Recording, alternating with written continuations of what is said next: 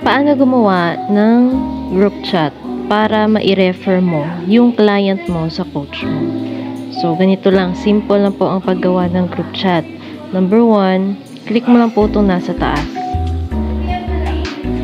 Click mo, group chat.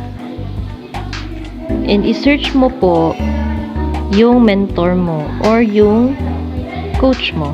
For example, sa akin, Shane Caballero. Let's say, ito yung account ng mentor or ng coach mo.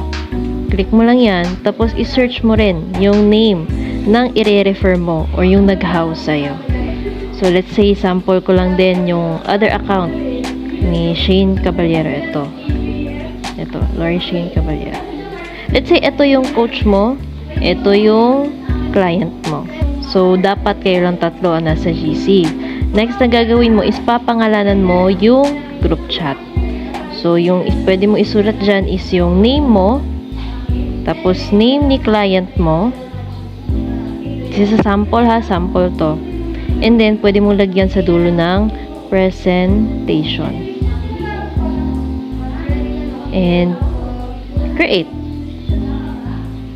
So, pwede kang mag-chat dito sa GC ng hi po at mo, i-mention mo yung client mo. Tapos, pwede mo sabihin, welcome sa ating team GC.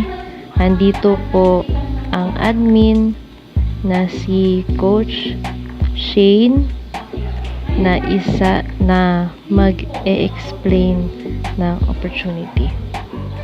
Pwede mo lagyan ng konti emoji.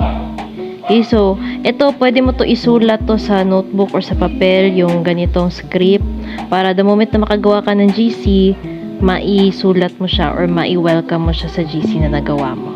So, send mo lang. And wait mo lang yung coach mo na magme-message sa GC na to para mag-guide ka.